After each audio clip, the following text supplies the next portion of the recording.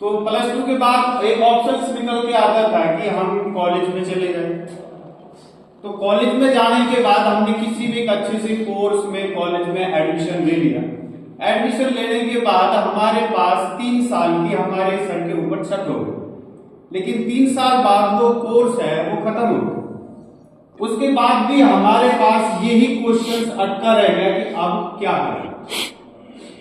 उसके बाद हमने पीजी में एडमिशन ले लिया, पोस्ट ग्रेजुएट कर ली। 2 साल की हमको और छत मिल गई। 2 साल के बाद हमको हमारे पास फिर से वही क्वेश्चन सवाल हो गया कि अब क्या करें। उसके बाद पीएचडी कुछ ऐसे हम करते गए, लेकिन जिस कोर्स को जहां तक करते गए, कोर्स खत्म होने के बाद हमारे पास यही एक क्वेश्चन मार्क खत्म नहीं हुआ कि अब क्या करें, बल्कि पीछे से एक डंडा का प्रेशर आ गया कि घर वाले कहने लगे अब तो कुछ कर ले। हम कर रहे हैं और वो कह रहे हैं कि अब तो कुछ कर ले। तो एक तो हमारे पास ये ऑप्शन होता था।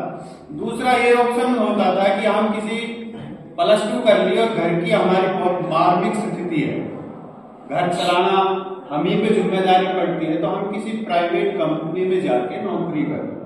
तो वो नौकरी 10 से 12 से 15 हजार रुपए की हमें नौकरी मिलती थी, जिससे हमें घर का खर्चा ऐसे वहन करने में समस्याएं उत्पन्न होती थी, जो आगे कर सकते थे। तीसरा ये होता है कि प्लस टू करने के बाद हम किसी गवर्नमेंट जॉब की तैयारी करें।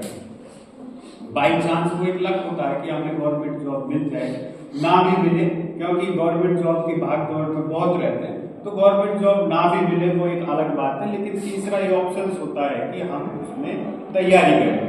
चौथा ऑप्शन ये भी हो सकता है कि हम कोई बिजनेस करें। अब बिजनेस के लिए हमारे पास पैसा होना चाहिए। और 2 जो ऑप्शंस होते हैं कि हम कोई पोस्ट ग्रेजुएट करें, पढ़ाई करते जाएं, या फिर बहुत सारे बिजनेस करें, उसमें इन्वेस्टमेंट लगाएं, ये हाई क्वालिटी के लोगों के लिए डिपेंड करते हैं। ना तो हमारे पास इतना टाइम होता है और ना ही इतना पैसा होता है। हम किसी अंबानी के परिवार से रिलेटेड नहीं है, तो हमारे पास बीच की 2 कैटेगरी निकल के आती है कि हम गवर्नमेंट जॉब की तैयारी करें या फिर हम किसी प्राइवेट जॉब में काम करें। अब गवर्नमेंट जॉब की अगर हम तैयारी करें तो उसके लिए भी प्लस टू करने के बाद हम तैयारी करेंगे। तैयारी में बहुत भीड़ होती है, एक रेस लगी होती है। वैसे हम स्टार्टिंग से रेस में इंक्लूड है, कहीं पर भी जाए लाइन लगी होती है, लेकिन उस रेस में हमारा नंबर आ भी सकता है या नहीं भी आ सकता। ऑप्शंस खड़ा होता आता है तो आई एम सेटल्ड, अपने घर फैमिली को चला सकते हैं। और अगर हमारा नंबर नहीं आता है तो दैट्स हम वहीं पे उसी पॉइंट पे खड़े 2 साल बाद, जिस पॉइंट से हमने स्टार्टिंग की थी।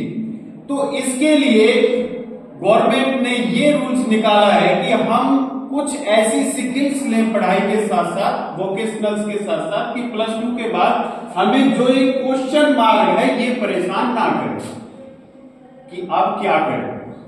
क्योंकि अगर मान के चलो हमारे पास स्किल्स है, एक हमने 4 साल में कोई स्किल्स निकाली, जैसे प्री वोकेशनल चला तो 6ठी 7वीं तक हमने उस बच्चे के अंदर ये टैलेंट ढूंढा कि इसके अंदर ये स्किल्स है, और 9th के बाद हमने वो स्किल्स उसको पे काम किया और वो प्लस 2 करके आया, तो उसको प्राइवेट जॉब में 10 से 15 हजार रुपए की जॉब करने की आवश्यकता नहीं है। वो अपने स्किल्स के बलबूते पर अपने फैमिली को चला सकता है और स्ट्रगल्स कर सकता है। तो हमारी जो लोअर फैमिली है, ज्यादातर यहाँ पर जो फैमिली है, उन फैमिलियों के लिए ये बिल्डअप सबसे अच्छा है कि इसमें हम अपना ग्रोथ कर सके। जैसे लेकिन पता नहीं है, जैसे मैं अगर बात करूं तो मुसलमान कोई वैसे नहीं थे, तो मुसलमान धर्म में 2 बातें होती हैं कि चोरी कर और हराम की खाए, चोरी करे और हराम की खाए, पल्लो पकड़े न को सीधो जन्नत में जाए। उसका कोई पल्ला नहीं पकड़ सकता जो चोरी करेगा और हराम की खाएगा। लेकिन उसमें क्या होता है, अब यही सेंस और व्यू हमारी वोकेशनल्स में आती है कि हम स्किल्स के बारे में उस प्रकार से बच्चे को डेवलप कर नहीं पाते, क्योंकि वो नॉलेज नहीं है। मेरे 2 शब्द है कि चोरी करे हराम की खाए, तो इसका थोड़ा सा अलग वे लेके जाते हैं। वरना मीनिंग्स ये होता, हराम की खाने का मतलब होता है कि गुस्से को वहन करना, गुस्से को खाना, क्योंकि सारे जो गलत काम होते हैं वो गुस्से के कारण होते हैं। जब हमारा गुस्सा आता है तो इंसान को कोई खाने वाली चीज है तो वो है गुस्सा, उस गुस्से को खाना चाहिए, दैट्स हराम की खाए।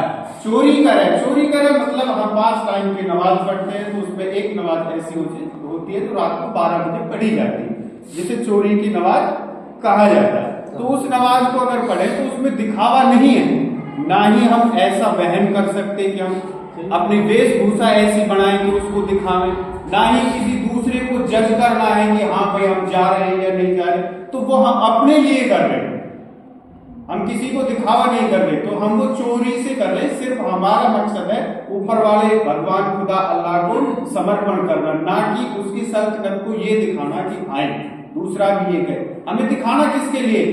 अगर हमारे पास कोई स्किल्स है, उससे हम अपने आप को डेवलप कर रहे हैं, तो हमको दिखाना किसके लिए? दिखाना किसी के लिए नहीं है, अपने आप को बिल्ड करना। तो ये स्किल्स में वैसे मैं यहाँ पे खड़ा गया हूँ आप लोगों ने कुछ सुनाने के लिए, तो मैं आप लोगों को कुछ वर्ड सुनाता हूँ